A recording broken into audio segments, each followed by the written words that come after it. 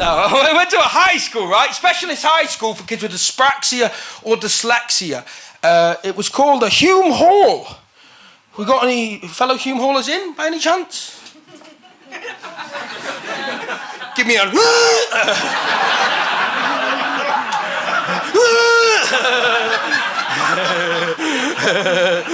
No Hume Hallers in now? Of course not, all outside shouting at pigeons.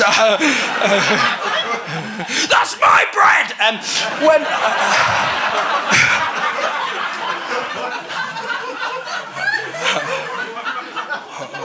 When I was 11, I had to go for like an interview at Hume Hall, see if I was appropriate. And I was nervous, but I turned up, they took one look at me, they said, "You're fucking perfect, lad." That is exactly what we're fucking after. Getting in now. Keith, come and have a look at this. We found the one. He's fucking perfect. You're not gonna believe it, mate. He looks just like your drawing.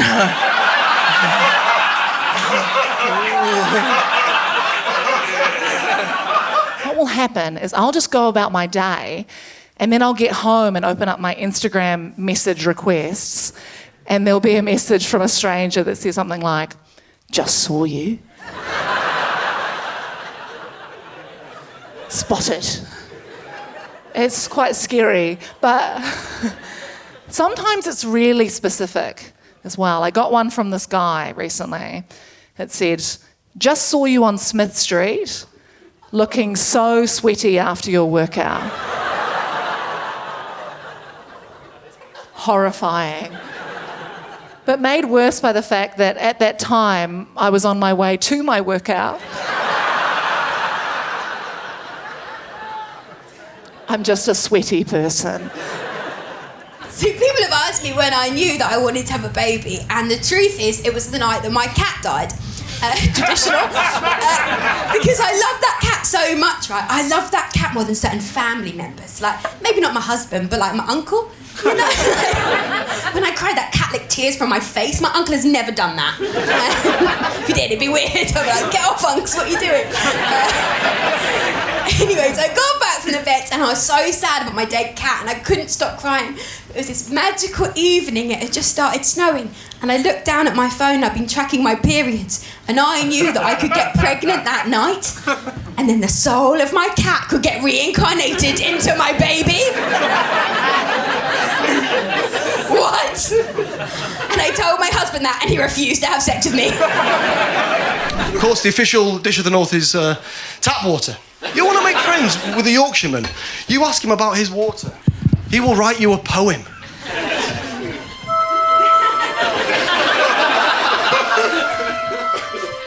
Water. Sounds simple, don't it? In the south, you get it wrong. Down here, the people are soft and the water's hard. In the north, the people are tough and wizened and ignorant and a bit racist, but the water, H2 bloody, oh! Enjoy it hot or cold or room temperature, which in Yorkshire is cold. It's about tradition. Every village in Yorkshire, every Sunday, they fill village bath with Yorkshire water and kids race Yorkshire puddings from one end to the other. Yorkshire water, it's soft, it's smooth, it's bubbly, it's got a slightly orange tint to it, it's hoppy, served in pints, gets you pissed. That's Carling, you cretin! I've never seen a northern man drink water. They're drinking beer, they're pissed. That's why you get off the train in a northern town and it's full of old people. They're not old, they're dehydrated.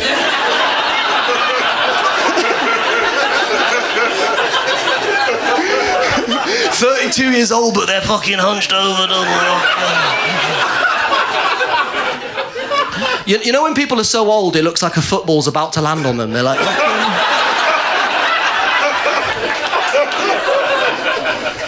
You dash water, then they turn into kids again. Get out of here! I know I'm boring because an ex told me. Yeah, that is sad, right? It's not the word she used. She said, Stuart, you're very middle of the road. Right? And what I said is, you see, the thing is, driving down the actual middle of the road is one of the most dangerous things you can do. So if you think about that, that's actually pretty edgy. And driving down the edge of the road is actually one of the most middle of the road things you can do. She said, Stuart, this is sort of what I'm talking about. Do you know how many people sniff fruit? Especially pineapples. What are you, like one of those glucose dogs that the diabetics use? What the fuck is happening with you? No, and it doesn't matter what they sniff or squeeze, it's always the third one that's going in the trolley. No, go!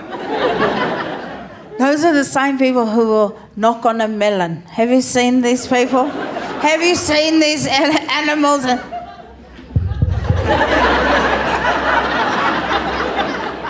The best is they wait for a response. I just want to sneak up behind them and go, help me. You get people like, I'm a Buddhist, not technically practicing, but I believe in Buddhist meditations. I have Christian values. I'm actually a Jew. I believe in reincarnation. I have my own kombucha shop. I run a drum circle on Sundays. I'm not a conspiracy theorist, but the birds are cameras. You're just sitting there going, fucking, how long is this haircut gonna take? Fucking hell.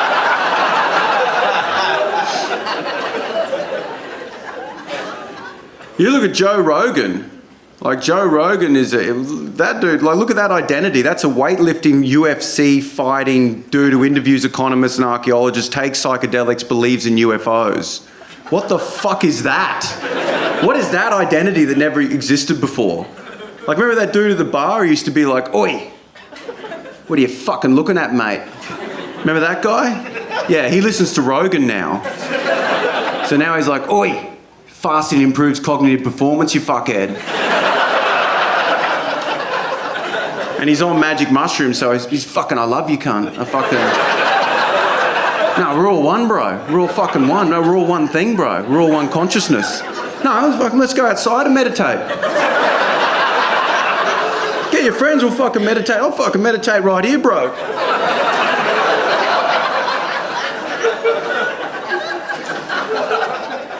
Fucking went to Saturn, bro. Like, he got people that are into UFC into UFOs. That's amazing. Do you know what I mean? Like, dudes getting abducted now. They're like fucking come at me. Like, they want to fight something new. Dudes are getting abducted now. They're like UFC. They're like, yeah, man, I got abducted by a conscious ball of slime. I just fucking boosh, came through at the front. It evaporated into a conscious gas. Doesn't matter if you're a gas or a solid, man. Just be respectful. Like, healthcare in America is so bad. That's where the Make-A-Wish Foundation was founded. That's funny. That's funny. They're like, good news, bad news. So, your son is gonna die, but we could get him a FaceTime with Anne Hathaway. Yeah, we got Anne Hathaway on the line. She's gonna sing some Les Mis for Jaden. Hopefully that eases the pain of his stage 4 mesothelioma. My kids don't talk like that. If I tweeted and posted what my kid said, my 3-year-old, it would not go viral. It wouldn't change the world because he's not this like political-minded, woke guy. My 3-year-old just talks like a 3-year-old. I can't tweet this. My son said to me recently, I was driving him in the car. My son said, Daddy, can I ask you something? I said, yeah, mate, what do you want to know? He said, Daddy, being serious, do you think anyone has ever pricked their nose so hard that they died? I said, I don't know, we're looking that up. Let me tell you, we're looking that up when we get home. That is a cracker. I fucking... Imagine. Because I'll try way too hard on dates that I'll do stupid voices to try and make them laugh. And I'll be like, hey, we're back to my house with Kermit the Frog. It'll be really hot.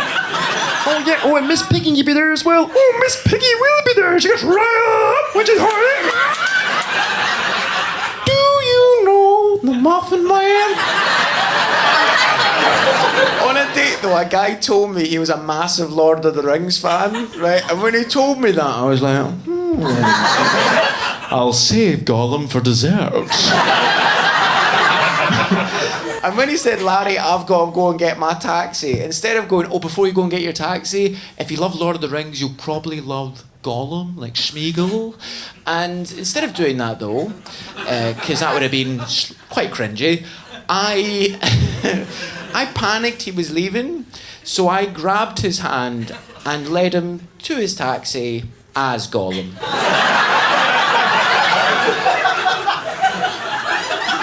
So the last thing he can remember of me, because he blocked me straight after this happened, was me going, "Come with me, master. Stupid fat hobbit needs to go get a taxi over now. We don't want master to leave us. Precious master, don't abandon your Smeagol." And halfway through doing it, I looked up at him and I thought, no, he's not finding this funny. I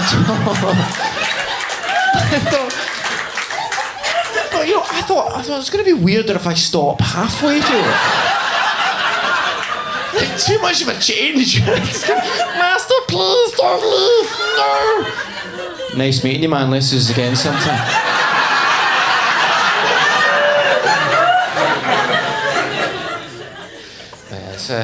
Alright, man. No, sorry, no worries at all. You go pee. Master, please don't leave. No, master, please.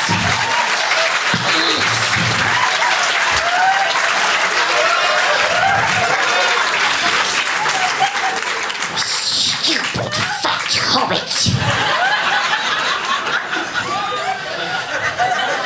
Go to the bathroom in order to use the ring. Double meaning on the word ring. I grew up in Belfast, half Italian. My family had to move away from Italy during World War II to get away from all the bombs and violence. So they moved to Belfast. Good work, team. Out of the frying pan, into the IRA. It's fucking good stuff. Jeff Bezos, are we fans?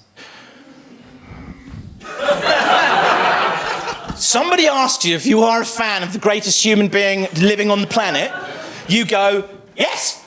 This is the last time I'm performing this show. I've performed this show over 100 times. It's not your fault. Every time I come out and ask you fuckers, the public, if you're a fan of Jeff Bezos, I go, yeah. Fuck you. Jeff Bezos is the only thing that gives your life shape and meaning. You're pissed out of your mind at 3 o'clock in the morning, you want a paddling pool, Jeff makes sure it's there the next day.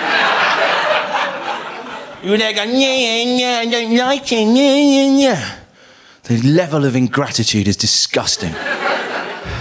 Because I told you earlier I went on a spiritual journey and I've been on a quest. I have been on a quest, so you don't have to. Because you're busy, aren't you? You've got things on. You can't go on the quest, so I went for you. Because it's important, because we are living in biblical times. I don't know if you noticed, but this is it. You're living in the Bible. You are. And not the fun bit at the beginning. Not when they're having fruit and fucking each other. The bad bit at the end. Plague, pestilence, war, famine. Here you are. Living in the final chapter, and the prophets walk amongst you. And I'm sorry, this isn't the answer I wanted to give you, but I did the research. Turns out, it is the straight white male billionaires. I'm sorry, that's not the answer I wanted to give you. I went looking. I tell you, mate, I wanted to tell you something else, but it's true. It's the straight white male billionaires. Jeff Bezos, he's Jesus Christ. People have been bollocking on about Jesus Christ for 2,000 years because he turned water into wine. That's one product. Jeff will turn your desires into anything.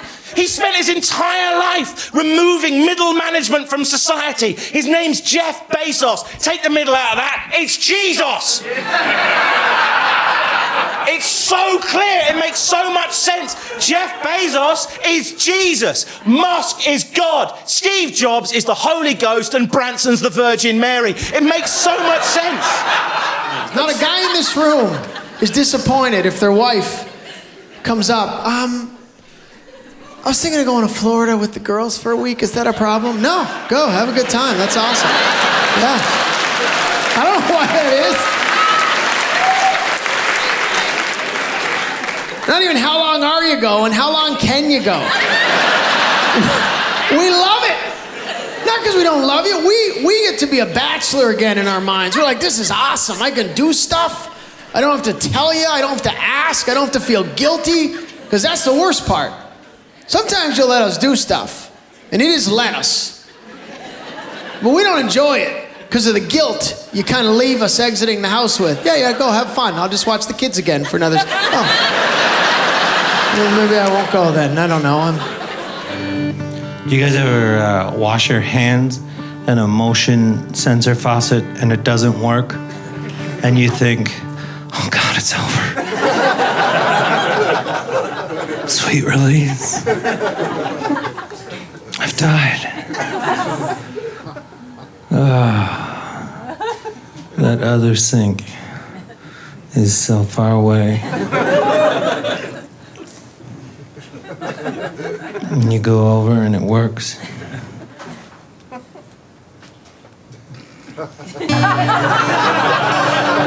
We did get one off-registry gift, though, that we loved. We thought this was a very clever idea. We like wine, so a friend of ours put together for us a box of 3 nice bottles of wine and then labeled them for upcoming life events. So like the first bottle was first New Year's, second bottle, first anniversary, and then the third bottle was first fight.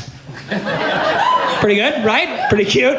The only issue I had was that the first fight wine was a white, which means that it has to be chilled. So this means during the fight, I gotta be like, is this the fight? Because I gotta put the wine in the fridge. I don't know, it feels like you're ramping up. You got another 20 minutes in you, or what do you think? We don't want to drink hot fight wine. I'm scared of my credit score. I don't even know what it is. I'm too scared to look at it, because if you look at it, it fucking goes down.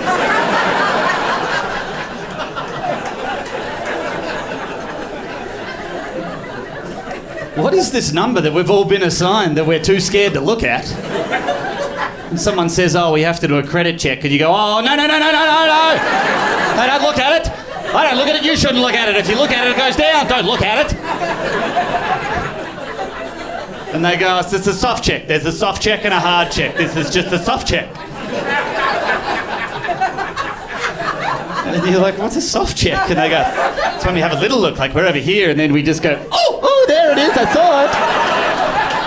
I softly checked, I had a look, it was a soft look, and I went, oh, there it is. I drive all up and down the country, right? And then if I find like a really packed out Thai restaurant, I'll go into that restaurant, I'll find the general manager, and I'll just stare at him like this. I'll be like...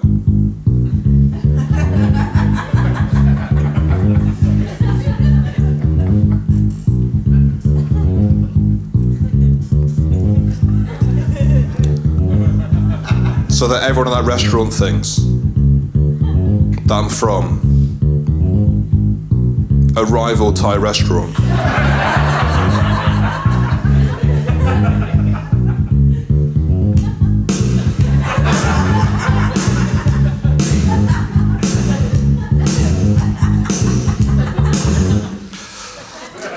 Not a big earner. You know those deep life chats when you sit down with someone, usually the night before they become your best friend or your life partner, that night where you drink all the alcohol and talk about everything that's ever happened to you. These chats are amazing. The only thing that's annoying about these conversations is you'll be talking about your childhood and then they start talking about their childhood. And it's like, no. We are not done discussing my childhood yet. Wait your turn. Like gay people can typically look back at their childhood or their adolescence and they can point to a moment that was like undeniably gay, right? Like, I was born this way. Like when I dressed up as Scully from the X-Files for 4 Halloweens in a row. Okay, that was very lesbian, right?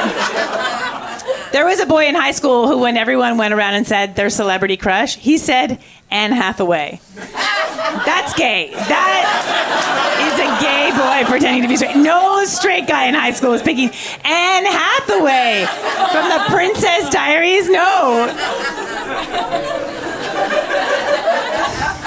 I've been paranoid about forgetting names since primary school. Day 1 of primary school, I remember asking this kid Mark what his name was 10 times. And I felt horrible about it. And I shouldn't even be worried about that because Mark became a good friend of mine. Mark was the first person whose house I stayed over at. First meal I had that wasn't cooked by my mum and dad was at Mark's house. And let me tell you, it was a mad meal. The main component, sausage and baked bean pie. That's northern even for me. Sausage and baked bean pie. Two sides accompanying it. You're probably thinking your mashed potato, your chips, your peas. You might not be expecting baked beans. Sausage and baked bean pie, little side of baked beans. There's something else on the plate. You're probably thinking, don't say it, Ian. Don't say 2 sausages. That's my first meal not cooked by my mum and dad. Sausage and baked bean pie with baked beans and 2 sausages. I went home to my mum and dad and I'm like, it's feral out there. They're putting the inside of the pie on the outside of the pie. See, I always think my life is like a shitty Netflix series that you accidentally kind of click on. You know, that's what my life's like. It kind of, I will finish it.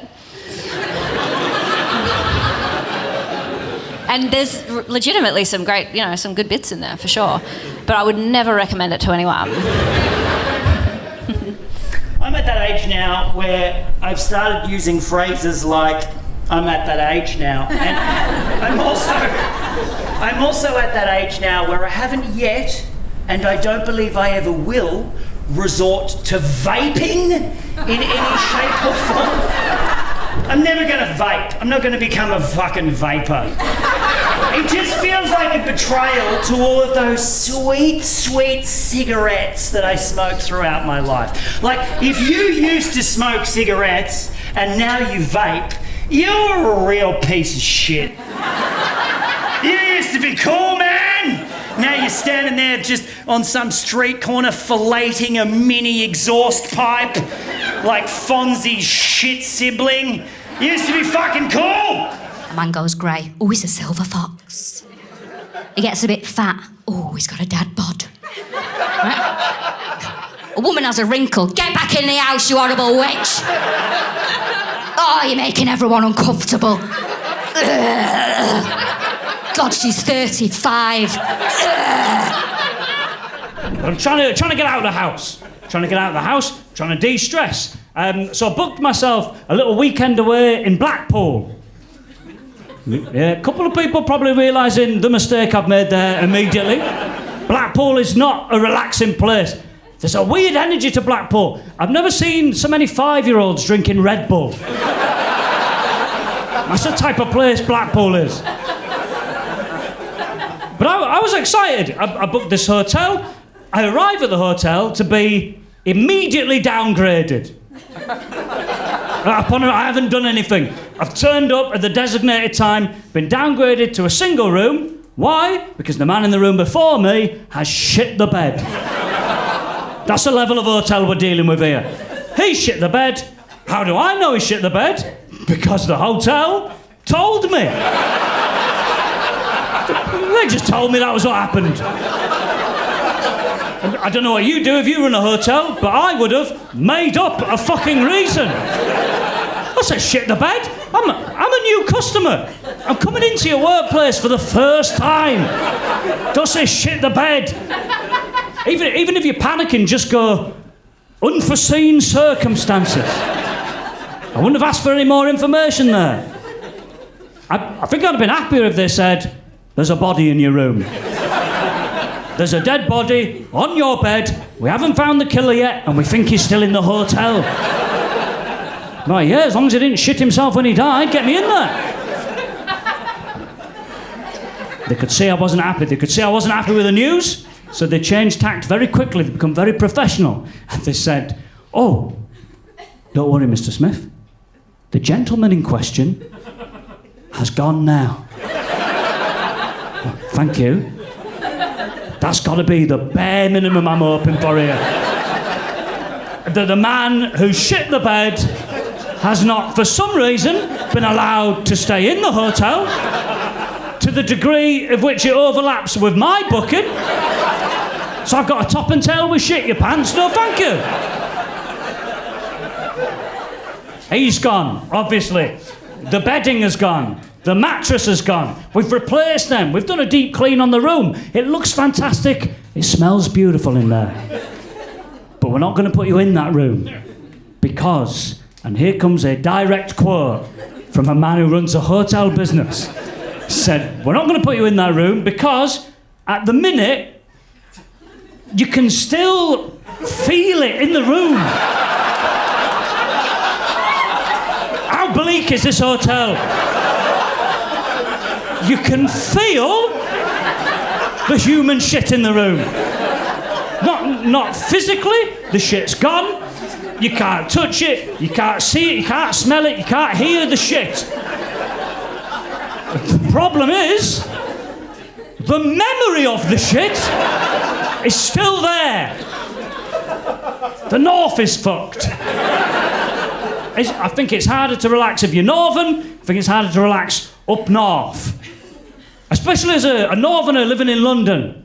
It's hard. And people patronise you when you've got a northern accent. They just assume you're stupid rather than getting to know you and working it out that way. Like, even good stuff. I was on Radio 4 last year. That's supposed to be a good career achievement. Get on Radio 4. They don't usually let northerners on the radio.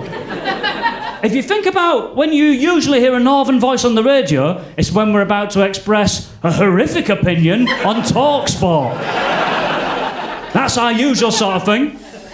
Right, and next on the subject of immigration, we've got Mike from Barnsley. Cut the line on him. He's going to say the words Navy and harpoon gun very early on here.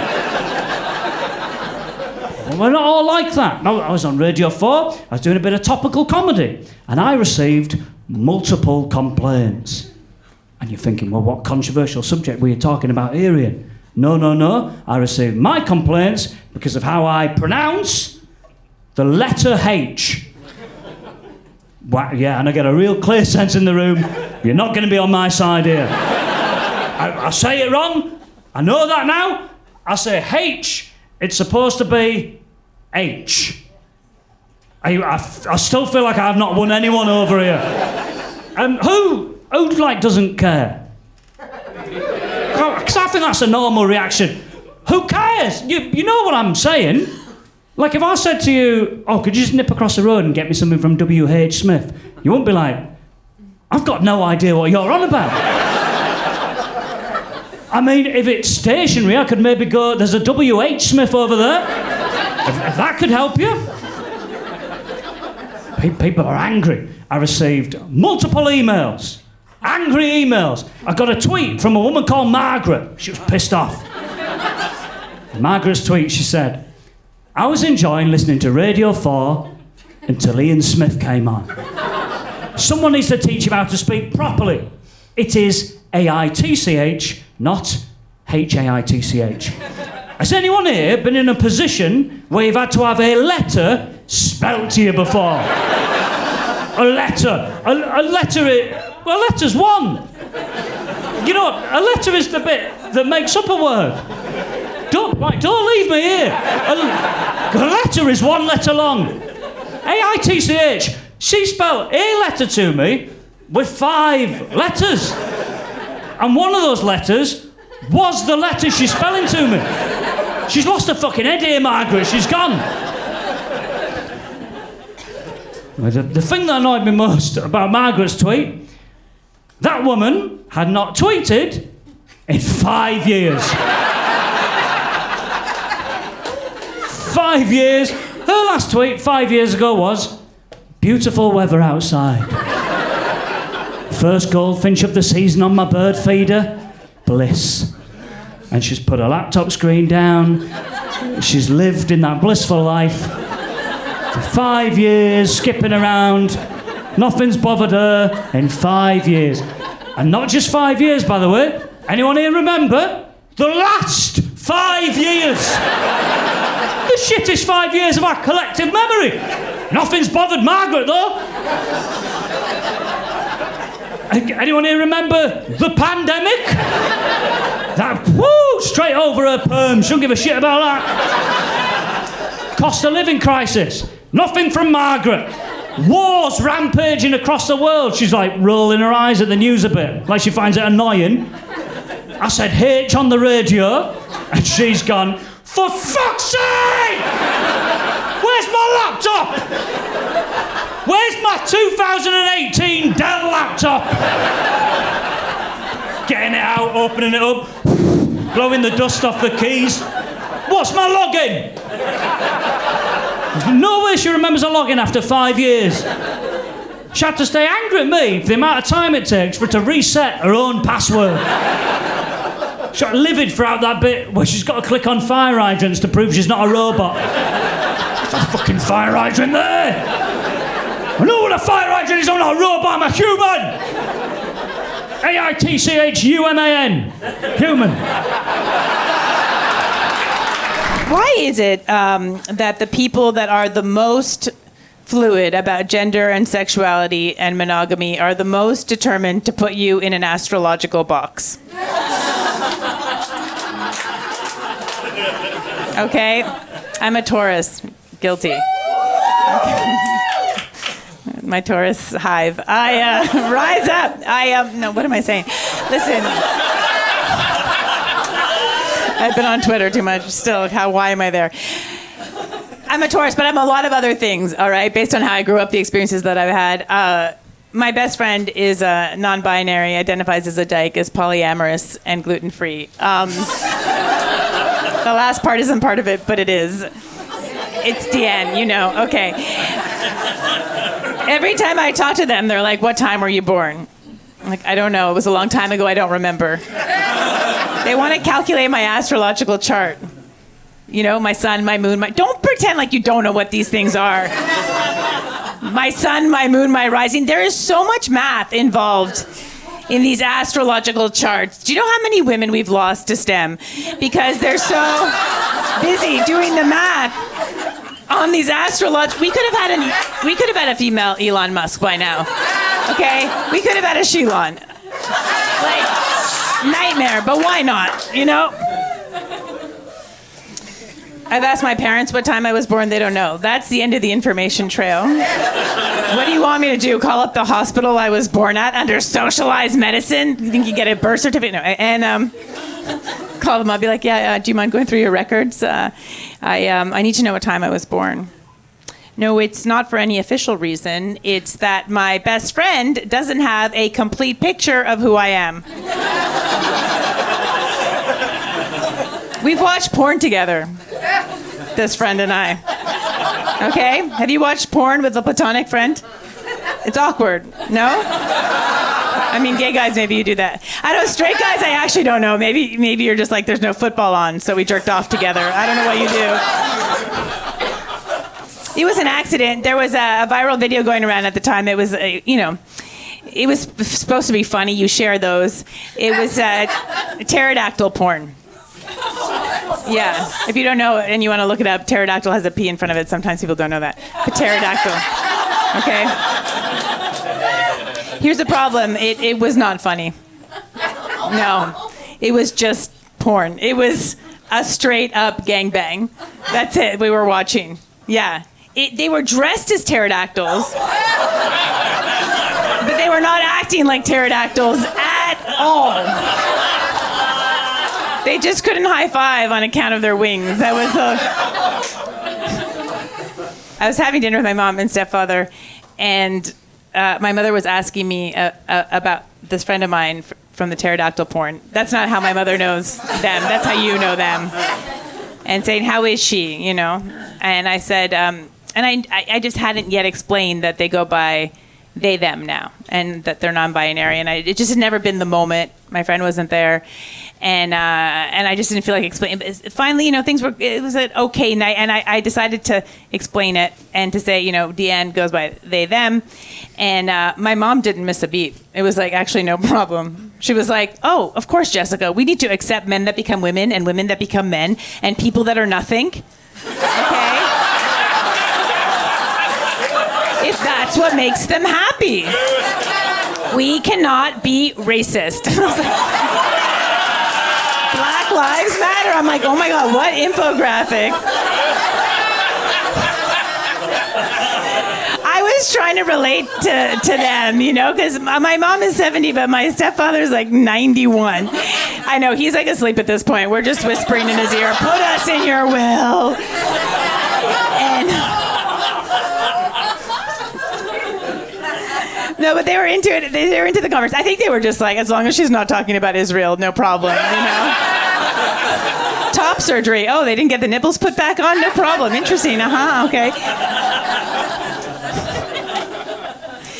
I was trying to relate to them and say that, you know, we're all old in this way. Like, I didn't grow up with gender-neutral pronouns, and I know you didn't either, and we're all learning, we're all growing, you know, because I'm cisgendered, and that's when my mother lost it. She was like, what is that, Jessica? I cannot take one more thing from you. Oh, my God. I want to talk about, there's a group of people who, in 2023, even in liberal cities, like especially actually in progressive places, don't feel like they can be open about who they are. And that is people who were born rich. The kind of people who, when pressed, will say, I'm comfortable, right? Which is code switch for, I'm rich, bitch. You know, that's... And as a member of the LGBTQIA community, let me say, I know that we can't help how we're born. And also that... living in the closet, even if it is a large walk-in with custom cabinets, LED lighting, and closets within that closet is still no way to live. If someone doesn't want to talk about money, they have a trust fund 100% of the time. And I believe that we should encourage these people to be open about it. I think we should make them feel good about being transparent, right? Because when they're not, it just reinforces a system where people who don't own their own home are made to feel like it's because they bought too many Jordans and avocado toasts. And there is no amount of coffee you can make at home that will get you a mortgage. It just doesn't add up. And so if we want to dismantle the system, and I know that we do, Park Slope, Brooklyn, I know that we do. I think we need to make people who were born rich, people with rich parents, I think we need to make them feel good about it. Like, if they're honest, they're still going to be liked by, for example, laughing at their jokes tonight.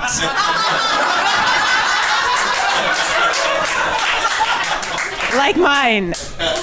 A person who will pay every single one of you to make her feel like she killed.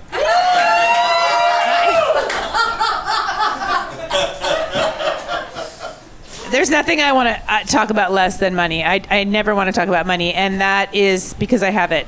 And it gets worse that I didn't make it. And if I had made it on my own, I'd be the first person to show it off. Bottles, models, logos, labels. Instead of inviting people to the park for another godforsaken picnic, asking a bunch of 30 and 40-year-olds to lower themselves with their newly bad backs onto a blanket to cut hard cheddar off a charcuterie board with a plastic knife, okay?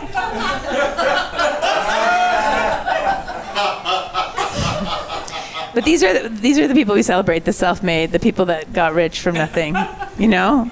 Start at the bottom now. We love them. They're the ones we want to, they should show us your crib. Let's fucking go. Let's see that Lamborghini. These are the people we should be quietly shaming. Yeah.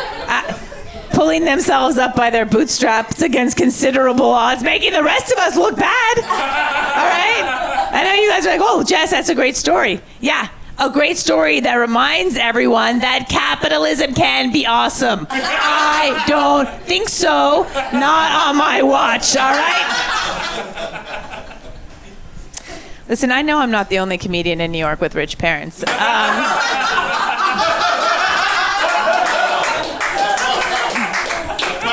But I am the least successful.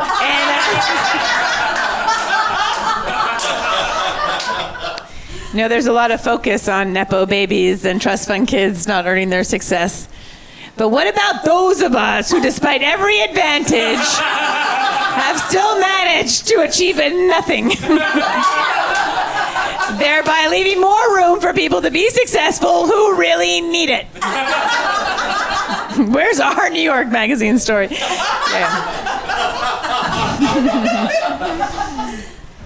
No, I would rather talk about anything but money. I would rather get up here and engage earnestly with Jordan Peterson's ideas. Like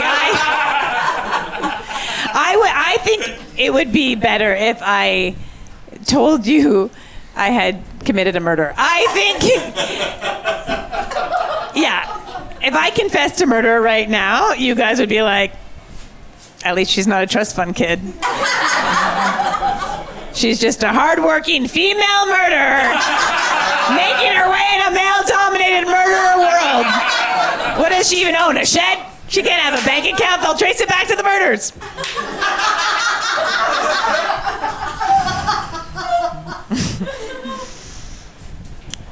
I don't know if this is going to make it better, but I do want to clarify that I'm like White Lotus rich, not like Succession rich.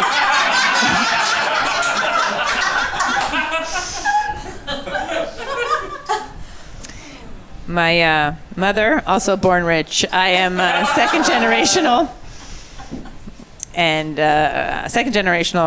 rich. I inherited it from her genetically, and I realized my mother was rich. I remember the day. It was when she asked me why Dolly Parton's song is called 9 to 5.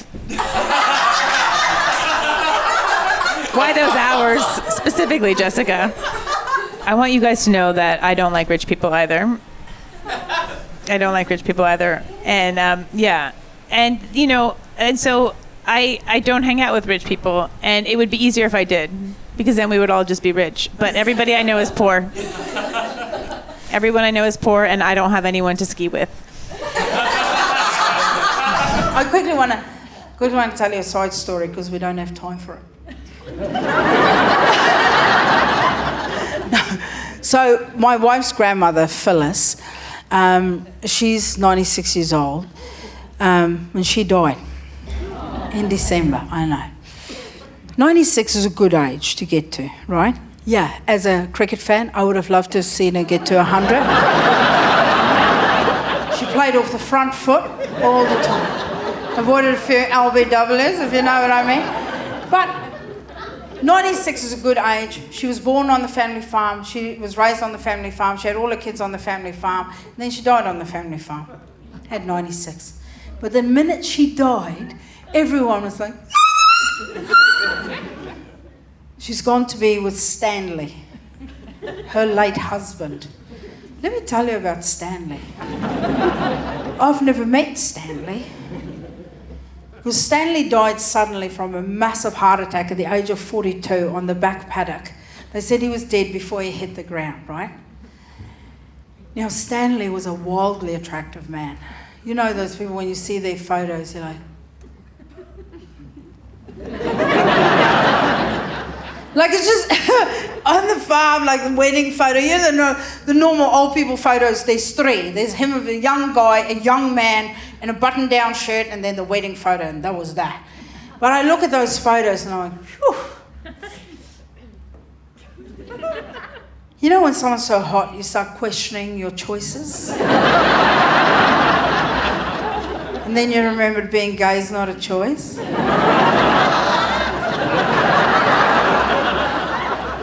Here's a wildly attractive man, prime of his life, then he dies, now he's in the prime of his death.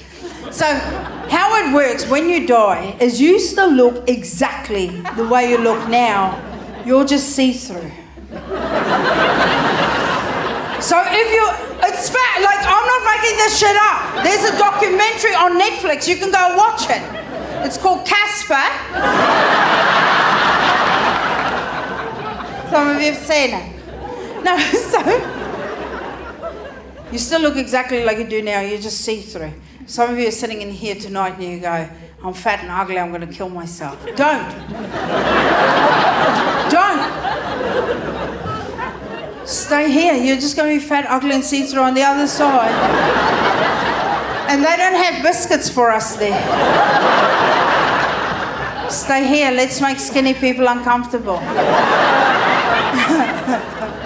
I have a little thing to entertain myself before I get on a long haul flight. When I walk into the plane and you see people, those skinny people watching, no. I just go in there, I'm just in the middle there. And I go, I'm fucking with you, I'm up in business. Bye!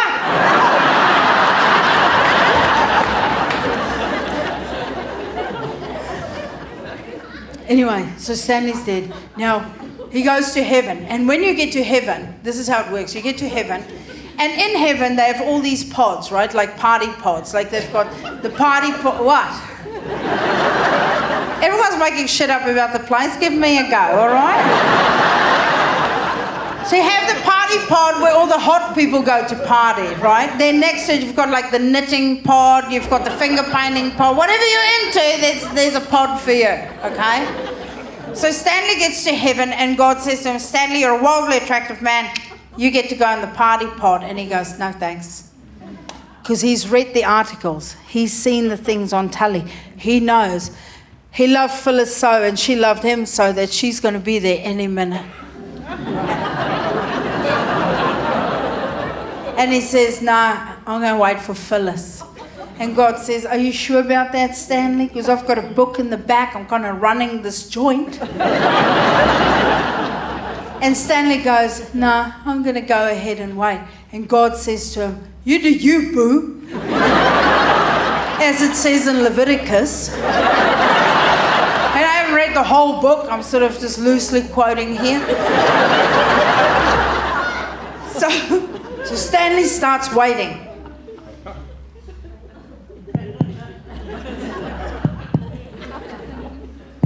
Yeah, I'm new. It's weird, I'm see-through here. He had a pie before. After a few years, he realises Phyllis isn't coming. And he can hear the party pod is going off. Then he thinks, you know, Phyllis is a wildly attractive woman herself. She's probably remarried to get someone to help her with the kids.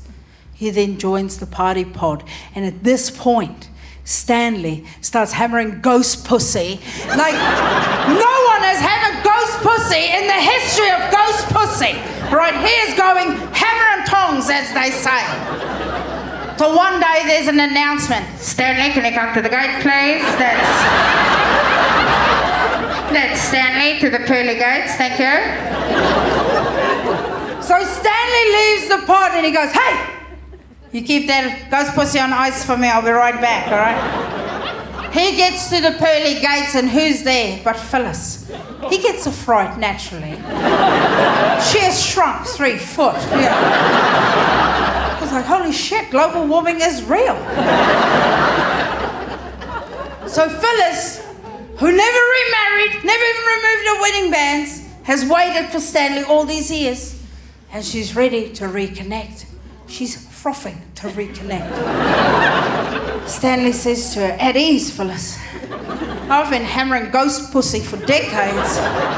I'm not ready for fossil pussy just yet. So I guess all I'm saying is you can work at your relationship as much as you like, But as soon as your partner drops dead, he's going to be hammering ghost pussy in heaven.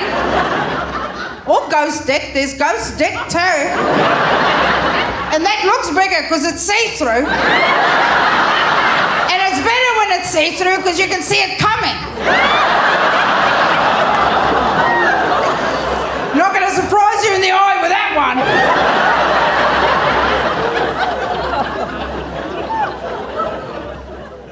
I'm just saying relationships are hard. That's all I'm saying.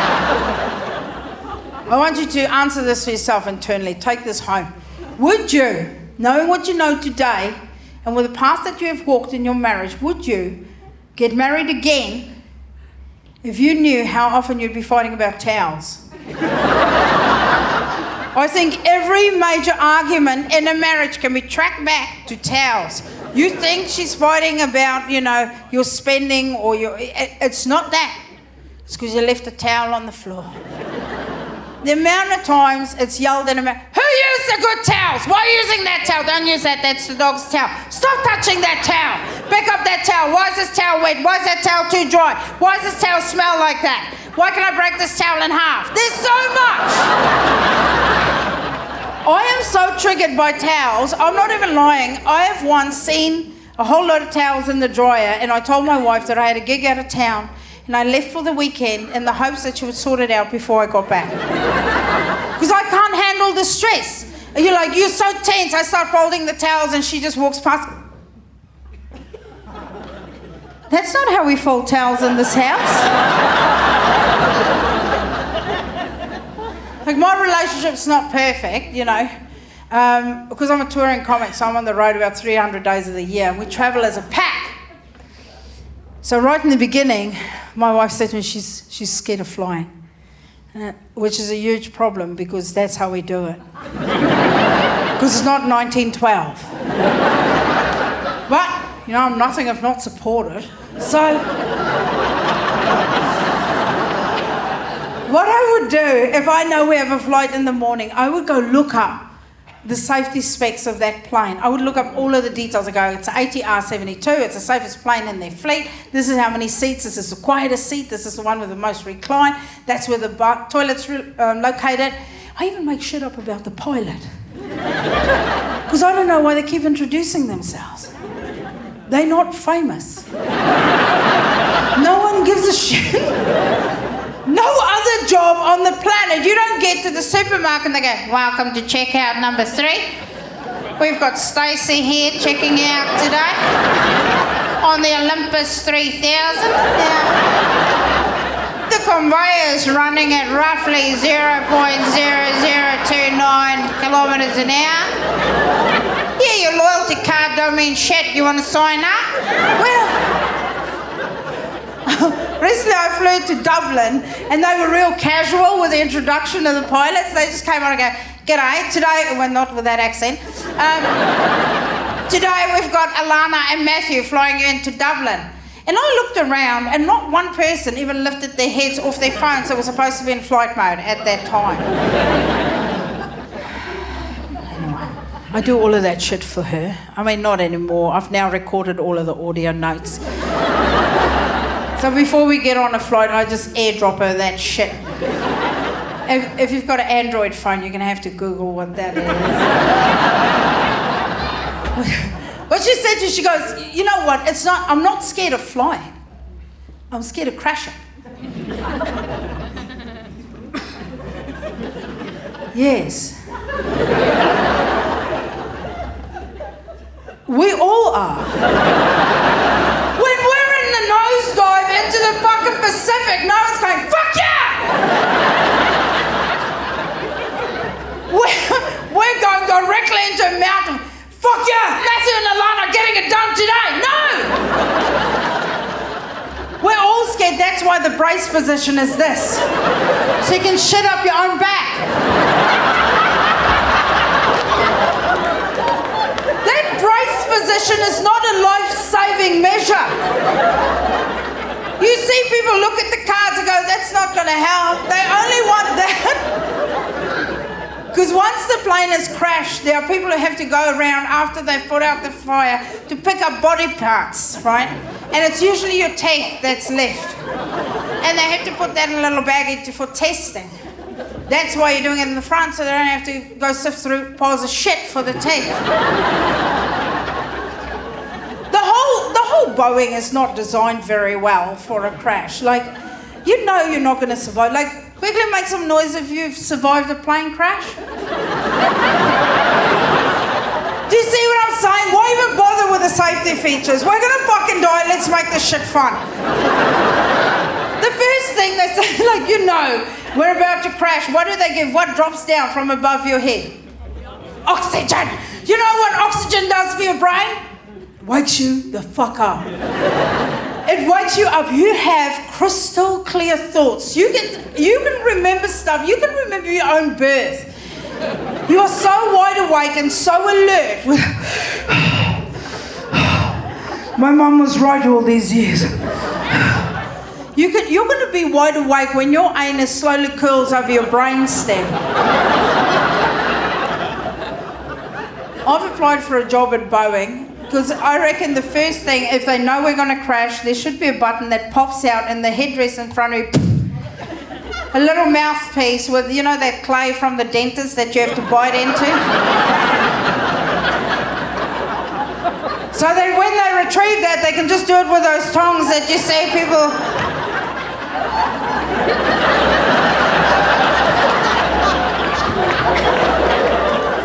27, I ain't never flossed a day in her life. Once that thing sets, then automatically from above you where the oxygen used to live, a bag of cocaine drops down. Yeah. Even if you've never tried cocaine in your life, shove your whole head in that bag and inhale. You're still gonna die, but fuck, you're gonna believe in yourself. Guys, we've got this. Head of the line on Matthew. Let's go!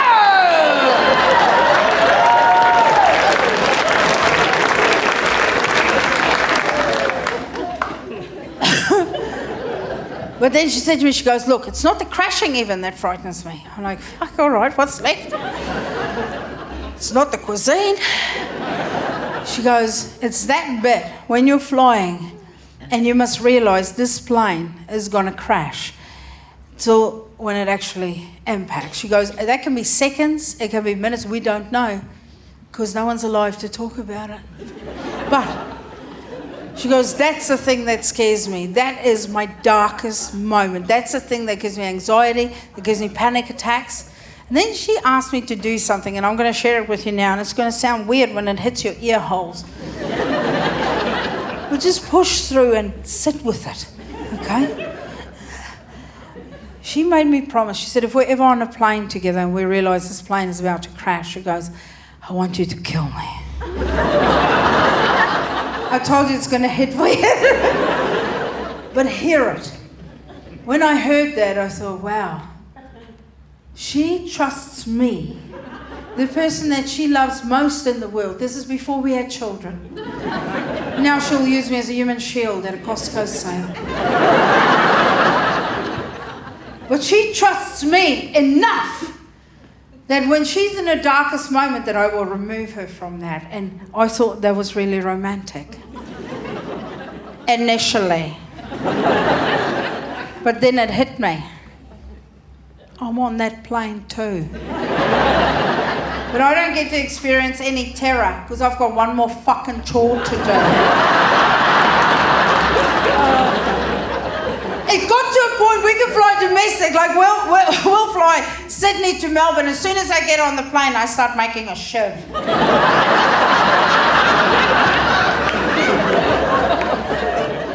We hit a bit of turbulence. I've already stabbed her twice.